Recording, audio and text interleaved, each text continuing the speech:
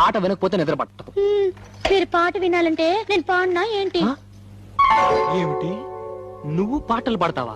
ఏంటండి మరీ అంత తేలిక తీసేశారు? మా ఆశ్రమంలో ఫంక్షన్లు జరుగుతున్నప్పుడు పెద్ద పెద్ద వాళ్ళు వచ్చినప్పుడు నా చేతే పాటలు పాడించేవారు.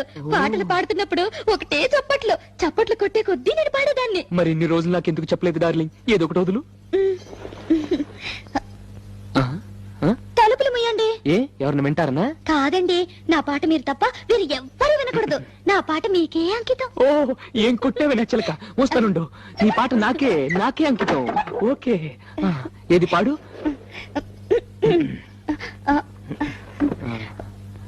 అబ్బా, మీరు నా మొహం అంక చూడకండి, నాకు సిగ్గేస్తుంది. నీ మొహం చూడకుండా ఇంకేం చూడమంటావే? మీరు వెనక్కి తిరగండి. నా దగ్గర ఎందుకు సిగ్గు?